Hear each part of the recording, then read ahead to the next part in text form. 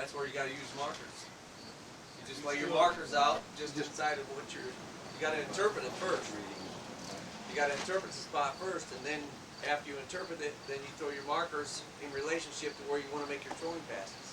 Just inside of where you want to make your passes. That take care of anything. Interpret it by getting, you first get the general shape.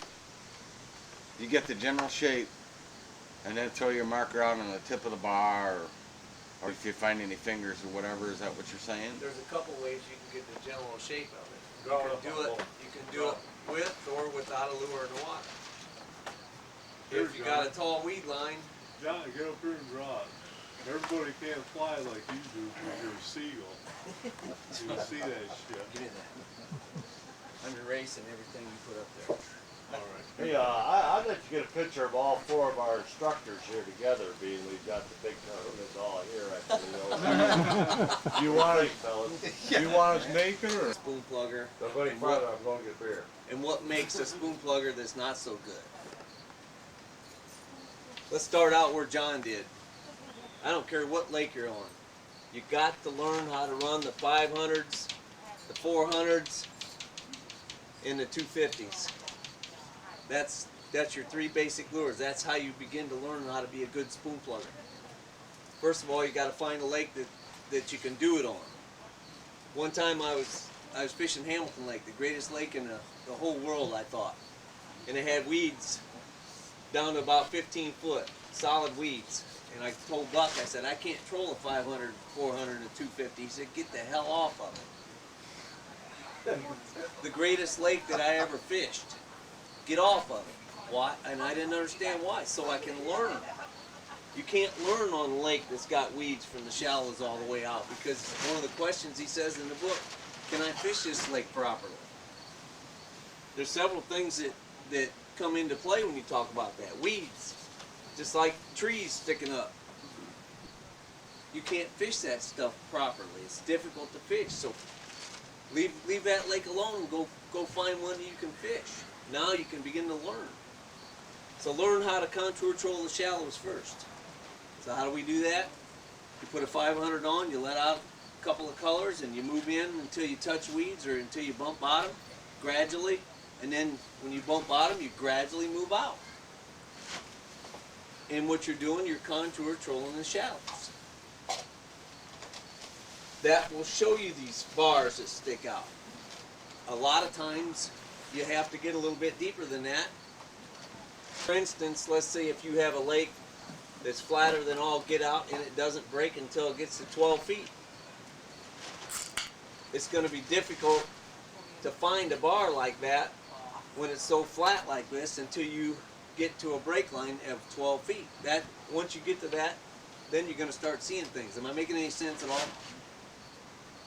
If you're up on a big flat where there's nothing that really sticks out or that shows you anything, you're not going to see it until you have some kind of a little break line there.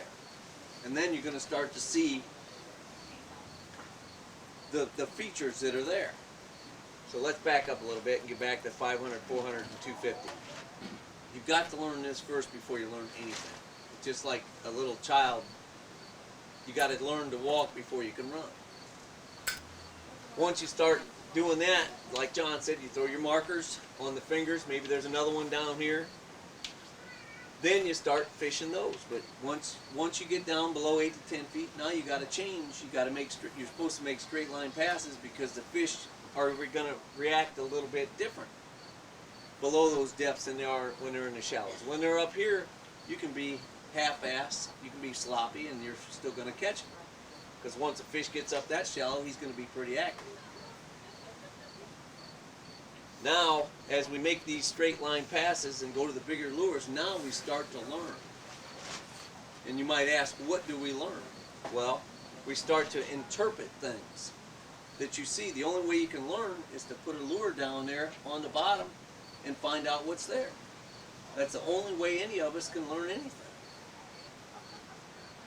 So now you start fishing deeper and your interpretation starts getting better, and as you make your trolling passes, as you go out and turn around, you're going to see things. For instance, let's just say you got a 40-foot hole right there and you got a 20-foot deep there. Well, you know your contact point's going to be on this side. It's just that simple.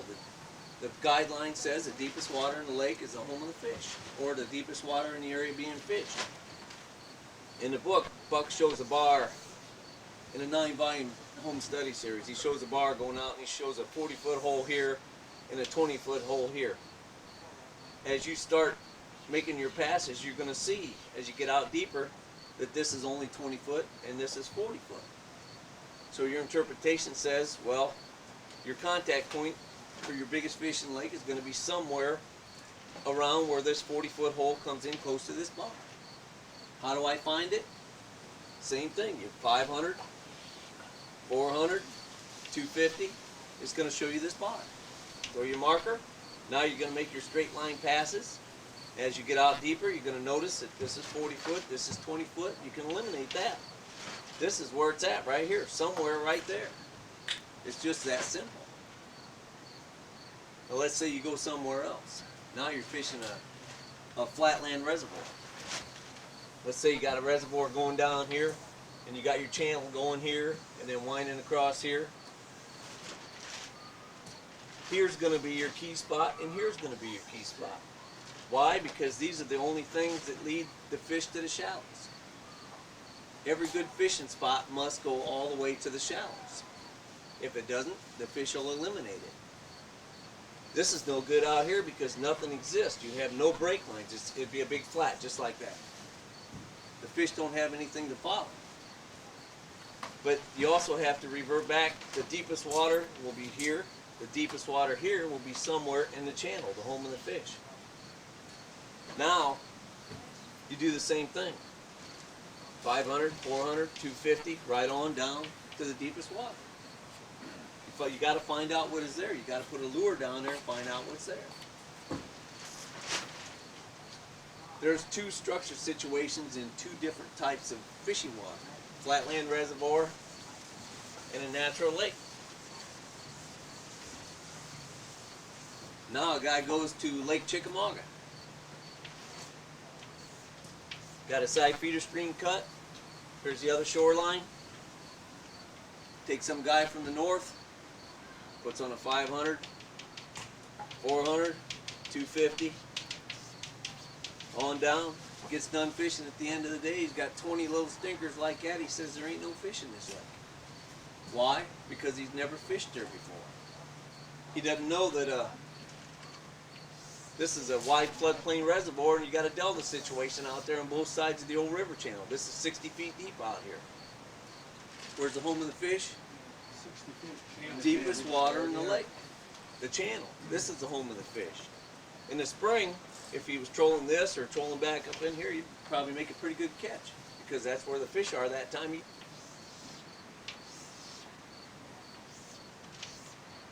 This goes all the way. The fish will use this because it goes all the way to the shallows. But they don't have to go all the way to the shallows, but the structure has to go all the way before they will use them. In the summertime, most of your movements will stop right here. Those will be your key places. So that's three structure situations, but we fish them all the same. In the spring, we're going to check out this stuff back here. We're going to check out along the shorelines, and we may check out some of this stuff, and even here on a bad weather condition. Maybe they'll go all the way back.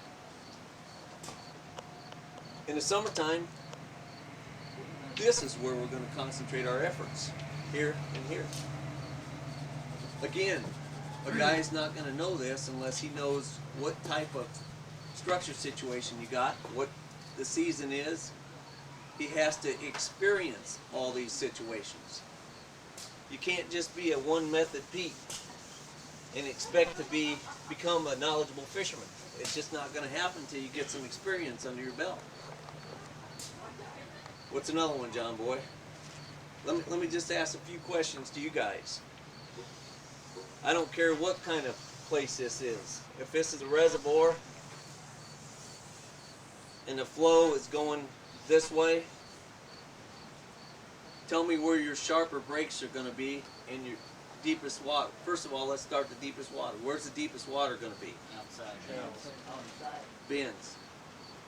So Buck always says, it says right in the book, this is where everything's going to happen, where the bends are. If the channel flows this way, your sharper break is going to be, your water flows in a straight line until it's obstructed, and then it turns. And that's where things happen. So your sharper break is going to be along here, and once this turns the corner, this becomes flat just like that. There's no break lines, so you can eliminate most of that. In some places, you will have break lines that occur on both sides. Good break lines, and where that happens, you have to fish both sides. You have to fish the inside and the outside. A lot of times where this comes out and makes a bend will form a beautiful point right there, and you'll have a hole right here. So you have to check out both sides sometimes. But in the whole picture, your sharpest break is going to be on the outside bends. This will be flatter, and you're going to have the deepest water occur right here. And that'll be almost anywhere you go. It could be in a river. Let's say you got a river going here like this, and you're this is side view.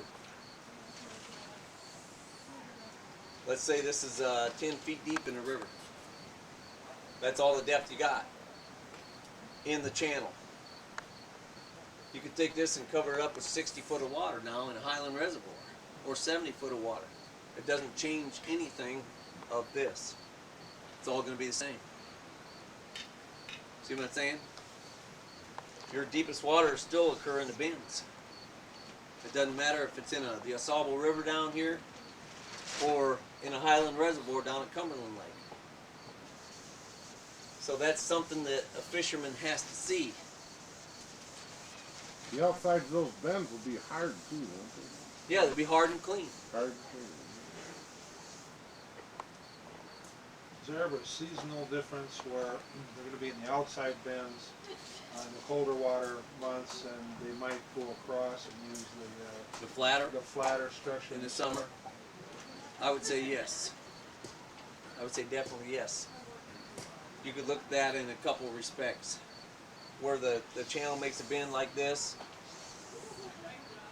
where in the winter months, you could say it happens it'll happen right here, because the deepest water will be right here, and they will not travel very far. Their movements will be shorter. Whereas in the summertime, they could use this side where it's flatter. But the fly side has to go all the way to the shallows too. You could also use that instance in a natural lake. Let's say this is shoreline and this is a bar coming out, and you had a hole right here. Let's bring it closer. In the earliest part of the season, a lot of times you'll catch your fish. The first place you'll catch your fish will be on the inside turn, where the deepest water comes in closest to that. That'll be your short movement, whereas your longer, you may hit them on this side of the long bar, the flatter. You could use that, or you could use if this was a side feeder stream cut in a reservoir, and this is your spawning area back here. This side could have a long bar, and this one have a little short, steep stuff. So in the early part of the season, you want to fish here, and in the summertime, you want to fish out on this bar. Does that necessarily mean your contact point might change, John? Of course, your whole location's going to change. Absolutely, you're in a total different area.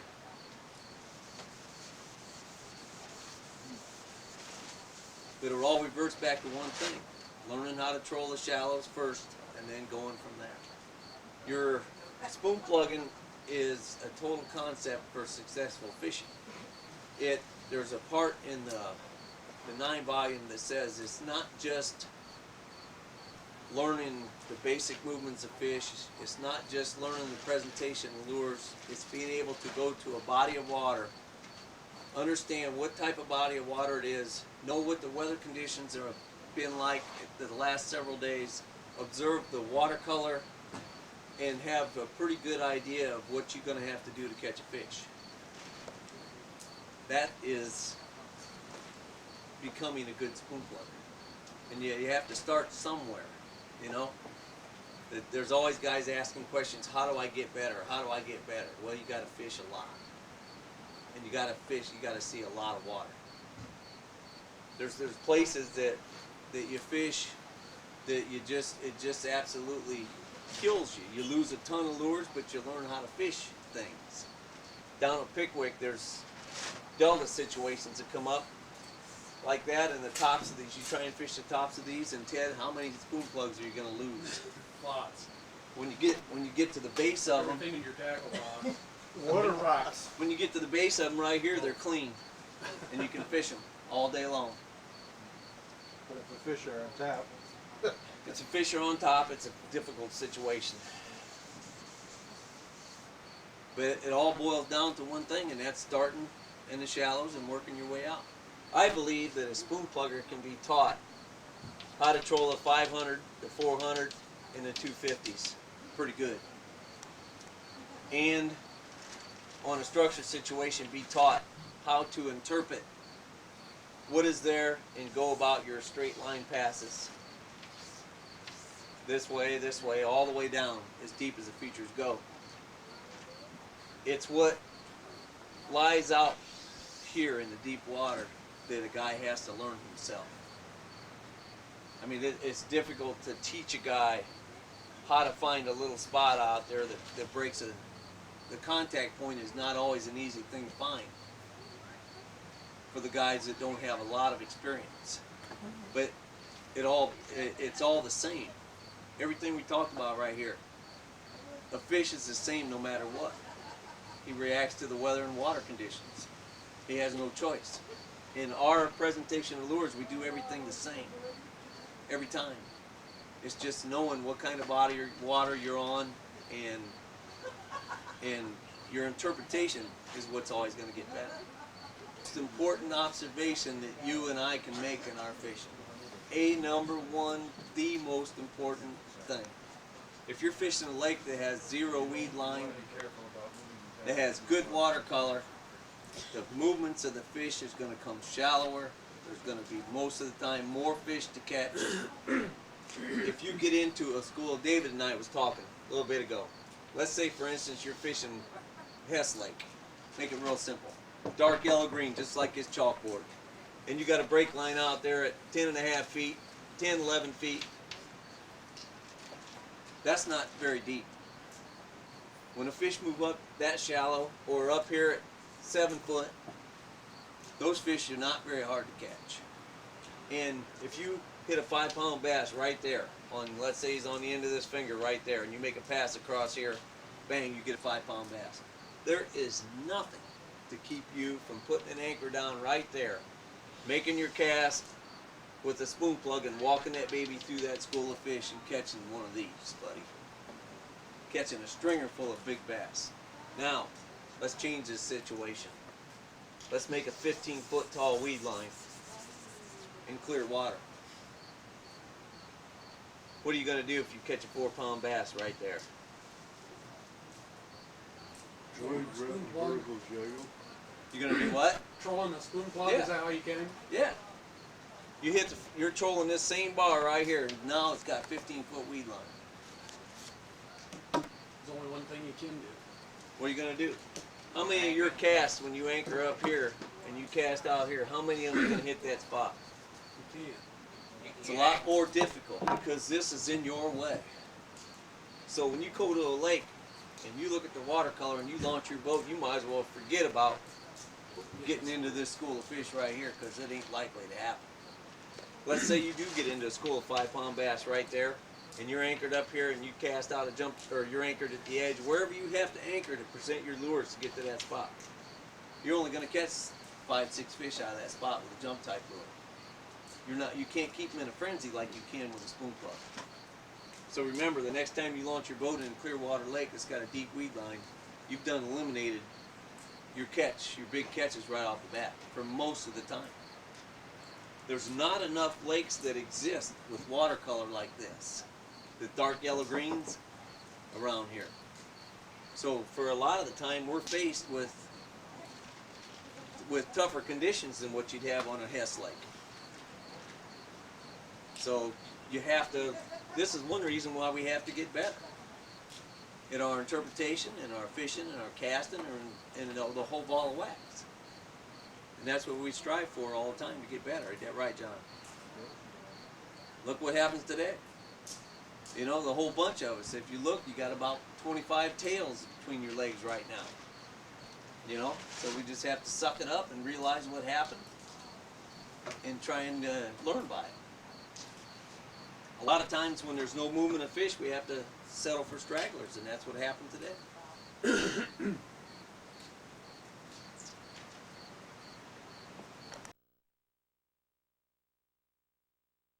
Inside weed line for them to move to, they'll move to the outside. There's one thing that saves us around here, and that's a northern pike. You know, without the northern pike, we'd go a lot of days without catching a fish. The old largemouth bass that put hurt on us most of the time. Me and Gerald were hurting today till I fell asleep in the boat and then we got a couple. Buck Perry, a miniature Buck Perry. Time on water, right, John? There's only one Buck Perry, and the rest of us are all students. That's it. There'll never be another one. He is definitely the man. He's seen it all. He's done it all, and he's made it so daggone simple that it's hard for us to grasp it. It's so simple. But it just takes a lot of study and a lot of time on the water. John, I live in Kalamazoo. You know a lot of the lakes around that area. What lakes would you recommend that would be good learning lakes? A great lake up there to learn on is that little reservoir on the east side of Kalamazoo. Marl Lake? What? Marl Pond? No. Backwater to the Kalamazoo River? Yeah, there's a dam there. Okay. It's got a lot of walleyes in it. You know it, don't you, John? Yeah. That and Alligator. How far is Allegan from you? Not too far. I've been working on that one. Morrow Lake. Morrow Lake. Here's the dam. Here's the island. Here's the boat ramp.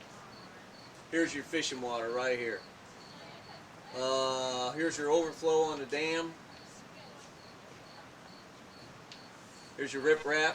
You got a nice, beautiful little point right there, don't you, John? And then there's a little hump right here on the other side, and it cuts back in like this, comes out. There's some fish here, some fish here, some fish here, and some fish here. That is about all of the fishing water you got in that whole lake. But I'll tell you what that'll offer you. You can run 500s and 400s and 250s right there and get all the practice you want on the riprap. Out here, I think it's about 12 or 13. And I think right here is a 18 or 19 foot hole. That is the key right there. You can anchor on that point right there and fan cast out into that hole and catch walleyes there a lot. And you'll catch walleyes here, in a few smallmouth, not too many. But that's a good lake for you to learn on. That's Morrow, John? That's Morrow. But there's some other stuff. There's a side feeder stream cut that comes out here, but it's very, very hard to interpret. There's not much there. This is the real key spot in there. And guess what it is? It's the deepest water in the lake. What else would be a good one for? Well, other than Allegan or Kalamazoo, Macatawa. where the Kalamazoo River comes into Lake Michigan there. Union. You did some fishing. Saugatuck? Saugatuck, yeah. Was there?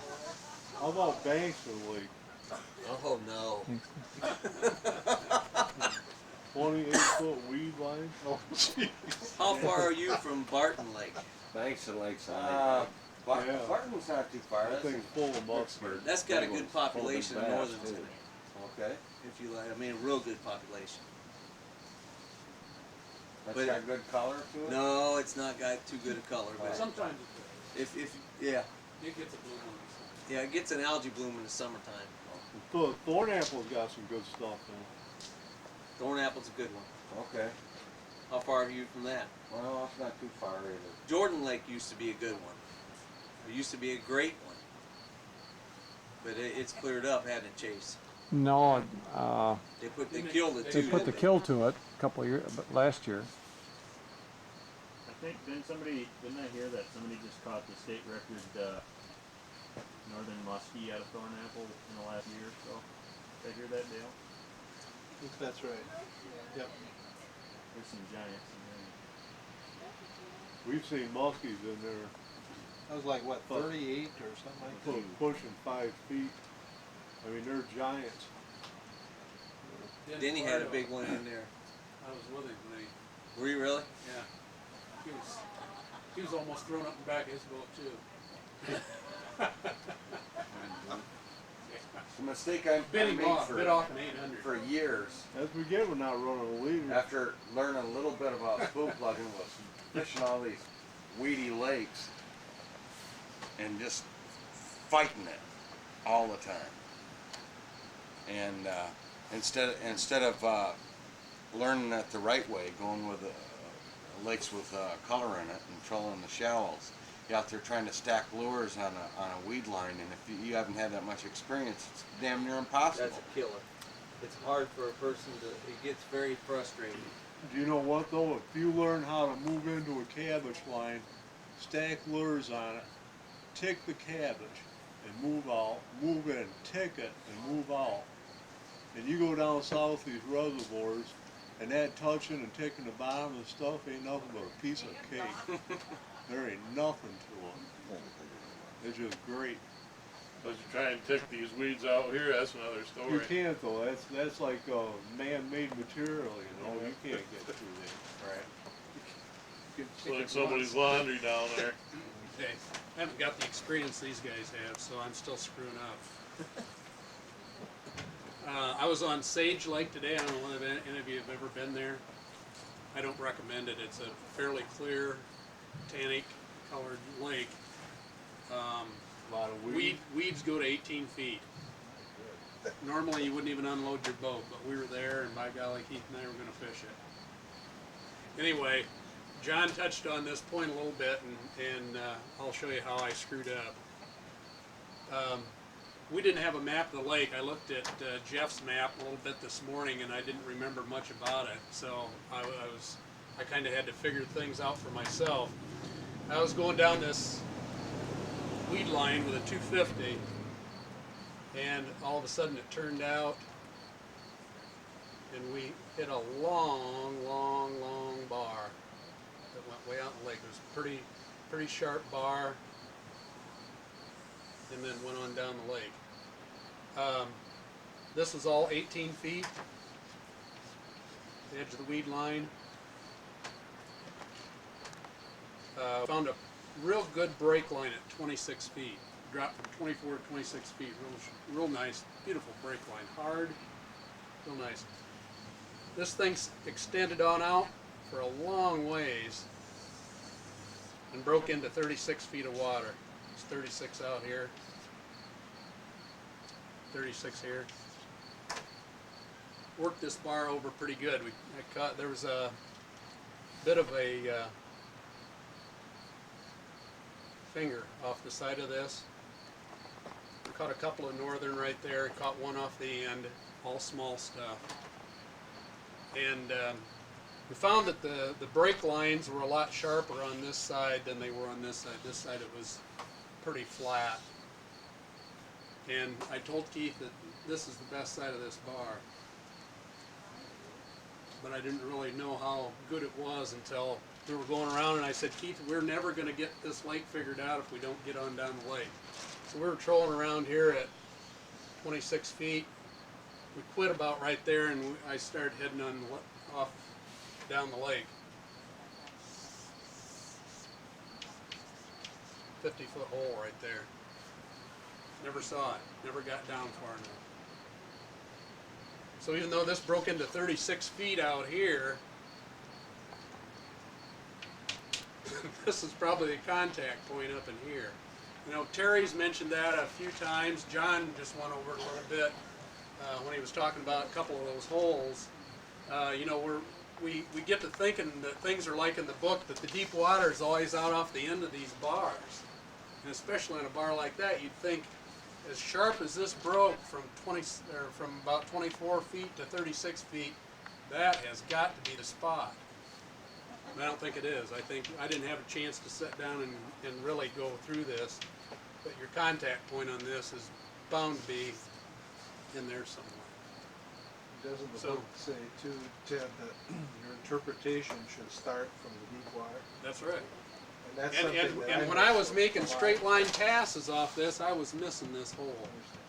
I made straight line passes and was coming down the sides there and still missed this hole. If you'd have had a map on your lap, you could have Yeah. interpreted it a little bit different. Yeah. But sometimes we don't have a map, you know? And that's a lot of times, if you don't have to go down that deep, if you got a lake that's got good water color, that's half the fun. Going out there and finding what's there. It took me about 2 years to fish Allegan from one end to the other. And I drew a map on a piece of paper about this long. You got that map, don't you? I got one. I drew that at work. It was about that long, from one end to the other. And Chase, I didn't even, that's your learning, you know. But having a map definitely cuts down on your time. You make your straight line pass in the wrong direction, you'll find nothing. Well, obviously.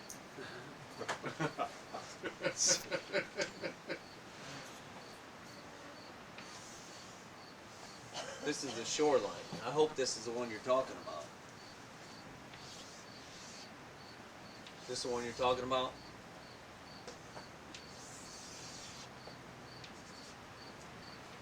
No. I know which one you're drawing. That's the one with the hump coming up off of it, Yeah. That's not the one you're talking about? right? No. The point closer towards the dam, where it bends in and then swings out. There's a nice hole there. It goes down to about 17 feet. I mean, I gotta erase the best structure situation in the lake. Well, you can go over that. You consider that spot the best place? Absolutely. Yeah. Don't you? That's good. Huh? There's about 5 good places in there. This is the dam right here. And this is the riprap.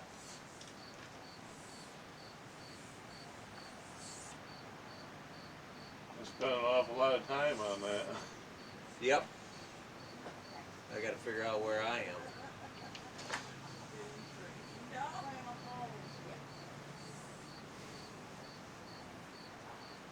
This is a little bit exaggerated, but we'll go like this. There's one of the best spots right there. That's a good one. This is a pretty good one. The delta situation right here is pretty good. This river channel does this. When it comes around this point, actually this is a little closer to here. It turns and goes all the way out here, and then comes back. Did you know that? That's where it looks like a delta out there, right off from where the riprap is. or There's a hump right here, and there's a little delta ridge right here, full of snags right there. Yeah. Ain't it, Ted? Where's he at? Snags and swim. But you'll catch fish here, here, here, here. You always catch a few fish along here, not necessarily the big ones, and you'll catch some good ones right here. Buddy, that is this spot. Yeah. But over here, right here is the best spot in the lake, and that's that one. You got a point coming out. You got a 14-foot hole right here. You got a big hump over here. What happens is the river channel came along like this, made a bend, and it comes clear over here like this. Well, evidently where this made a bend like that, before it was flooded, it overflowed on this bend and cut a slot and formed a hole. The water overflowed and cut a channel through there and formed this hole right here. And there's a hump with a couple fingers that lead right into that hole. Sometimes you catch them off of this bar here. You can anchor here and cast all the way over to here and work your lure right down through that. Providing you don't hit that snagger in the bottom. There's a big snag right there too. How many fish did you and Mike Earhart catch there? 40, 50. 40, 50 smallmouth. They're not big ones.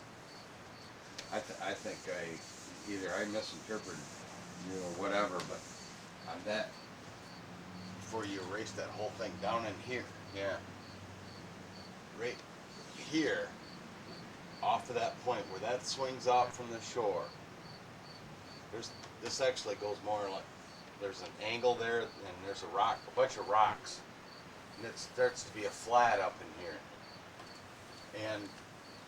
And last time we talked about this, I'd make a trolling pass across here, and it's like 5 foot of water, and all of a sudden it drops off into 14 feet.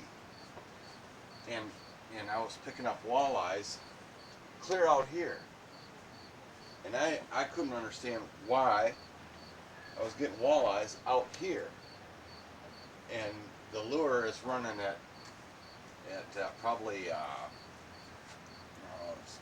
6, 7, 8 feet, bouncing off the rocks, and then once it breaks off the rocks, it starts to go a little bit deeper, but it's still, running out over a hole that's 12, 16 feet. Well, you just have to tell yourself walleyes will take a free running lure. Well, Largemouth and smallmouth won't. are they suspending? They'll Are also they following? suspend at the brake line though. Yeah. Suspending At the brake line. relative to the brake line. Yeah, they'll move out, suspend, and then move into the brake line. If you would have made the rolling pass, you, by making a pass that way and catching a fish after your lure comes off of here, you were doing things right, or you'd have never caught. That's the first thing. Okay. If you would have turned around and made your pass the other way, you may not have caught a fish. Did you catch any fish going this direction? Or did you catch them all going that direction? If I went far enough and came back the other way, I might get them the other way, but not in the same spot, no.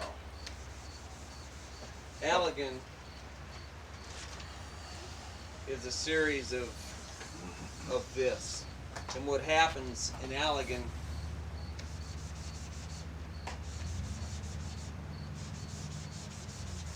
this section no longer exists. So what you have is a hole here, hole here, hole here, and a hole here. This is nothing. It's all silted in. Everything, the whole thing is completely silted in. And that's the key to Allegan, is finding out where the old bends were in the channel. Because that's the only deep water and the only break lines that exist. So you have a school of fish here, here, here, and here, all the way down the reservoir. And it's pretty neat. It's Mott Lake too. Why didn't the silt go in the deeper holes? Some of it. Because the flow kept it clean. Takes longer to silt in. Yeah, eventually it may silt in. There are, when I first fished this, remember, let's get back to the whole learning experience. The first couple of times I fished this with my dad, and I never got deeper than 250. I didn't have a map of the lake. So as I went down the lake, I found out I caught fish here, I caught fish here, I caught fish here, I caught fish here. Fish here, fish here. But I never got deeper than 250. So after the first couple of trips, I found out I had to learn more. So I just started going like this. And then pretty soon, I found a river channel. So pretty soon, I just stayed on that. And I'd follow it. And pretty soon, I'd find, hey, I caught fish here on this bend. I caught fish here on this bend. It exists all the way down here by the dam, but as you get down here, pretty soon, you're out there in the middle of nowhere, and you say, what the hell happened? So you continue down the reservoir, and the only thing you can do is crisscross it to try and find out where the channel went. And then pretty soon, bingo, there it is. So now you start trolling again. But getting back to the first couple times I fished it, I found out that the river channel was on this side, but I had caught fish all the way along here before. So I thought, there's two things to remember. One of them is the deepest water in the lake, and the other one's the deepest water in the area being fished. So when I started crisscrossing this stuff over here, I hadn't fished this for a long time since I trolled the 500s, 400s, and 250s. And I asked myself a question, why did I even catch any fish at all here when the channel's over here? Well, I found a 13-foot hole right there with a big long hump right there. So this is the home of the fish, and this is the structure situation they're using. And I caught plenty of nice big walleyes off of that spot. Did that hump go all the way? Was it shallower than 8 feet? Yeah, it came up to about 6 feet on top. There's a few smallmouthies in it too. The whole thing is a learning experience, you know. That's what we're all here for, to get better in our interpretation. You try and do this all by yourself with no help, it'll take you 100 years. You know, and you got this group of guys that can help you move to the next level. Can, on that, where the old channel had silted in, could you see the difference between hard and soft? No, it's just, ugh. It's just soft. The whole thing is just soft. You get way in the other end of the water is about that deep, and God only knows how deep that muck is. I'll tell you what I did one time. I had done the same thing.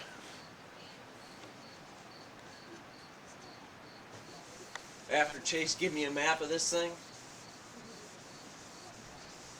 one of the most fun days I ever had.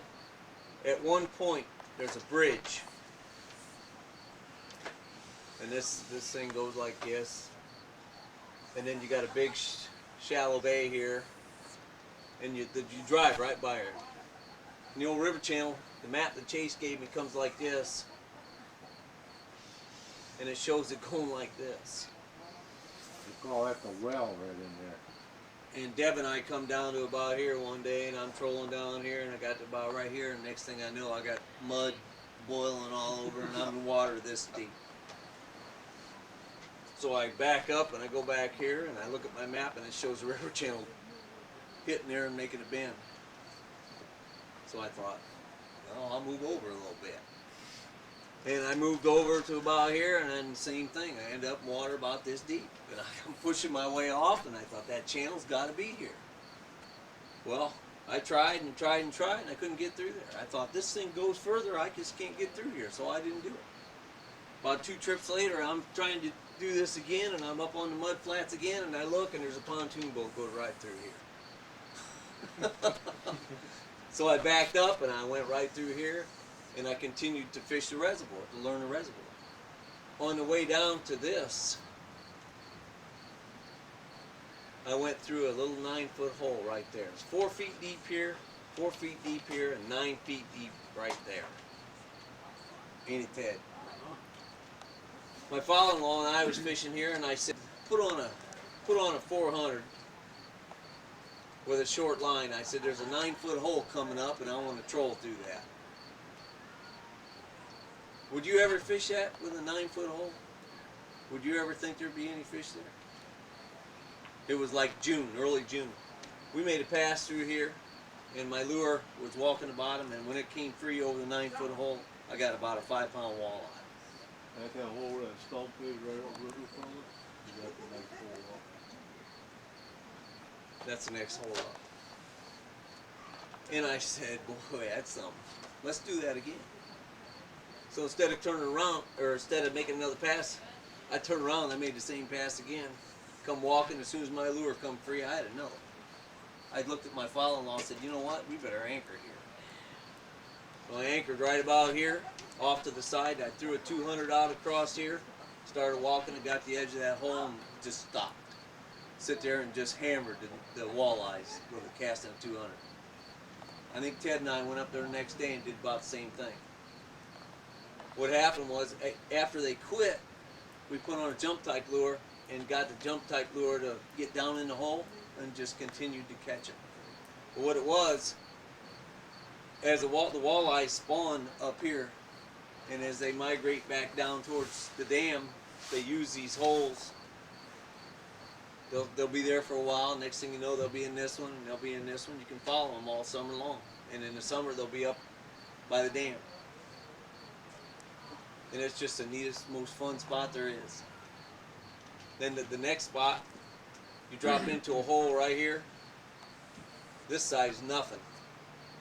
This makes a little point there, and a little point there, and a little point there, and then it's real steep and deep. Buddy, you catch all kinds of smallmouth there, there, and there. This is so short that when you make your trolling passes across here, you throw markers out, make your trolling passes. By the time your lure comes off there, you better turn because right here it's about a foot deep. If you go too far, your motor just goes blah. You're done. But that's a neat spot. We got an 18-foot hole here. And then as soon as you go underneath the bridge, the channel does this. It makes a nice point right there. There's a hole right there, buddy, and there's another school of fish right there. And it's that way all the way down the reservoir. One spot we came to was about, me and Ted was fishing it, and you look and there's a big island out here, and the water sweeps around there. Hell, I didn't even know what way to go. Only when I got up to about right here, this narrow way down, I got to right here, I saw about a 12-foot hole. And I told Ted, I said, buddy, we got to fish that. It was about this big, about as big as from me to John. We put the anchor down right there and sit there and caught, I don't know how many walleyes out of that hole. And you can do that all the way down the line. The deepest water is the home of the fish. And being that that's so little like that, casting worked pretty good. Now if that was a 1,000-yard stretch, it might be a little bit different story. You'd have to do some trolling to find out the area. When you go up there in August, you might as well forget all those little holes on the river. 'Cause like John said, they just migrate and they're on their way back to the farm, and they won't be there. But it's a learning experience. You said in August? Now in August, you hit all those little holes. You might pick up a small walleye or some little smallies. Yeah, but you most of won't- them you will won't be pick at up the dam, big in the ones. dam area. On the delta situations or somewhere up by the dam. But I tell you what, in the late spring, buddy, you fish these holes, and you can load the boat with walleyes. Have you ever tried fishing there like in early December, John? Never have. Never have. If I did, I wouldn't get too far from the deepest water in each hole. Those areas are real small. I mean, they're real small. You can cast across all of them. But buddy, once you find them, and that's your ticket.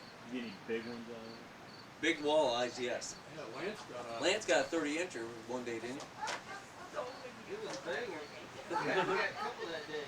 Actually, it was, I was just heading over the other side of the lake. He was right to the side river chair. But you take this same reservoir, it's got good water color and shallow break lines. You go to Greenland. Now you make it clear in these holes, instead of 9 and 10 foot, now you make them 60 feet. You see how things change? For the worse. Yeah, that's right. And that's what we face, you know. Getting made or have a marker already placed around your contact or your fingers on the bar, and then when you're trolling it, whenever you do hit a fish, you are more than likely to hit your fish next to a marker anyways, because you put your marker on the fingers. So when you're making your trolling pass, you could have a marker laying here. You already got your markers placed. When you hit a fish, it's easier to figure out where you hit the fish by already having your markers in place. But if you're trolling the shallows, it's okay to throw a marker after you hit the fish, because it's a lot easier to locate them when they're in the shallows anyways.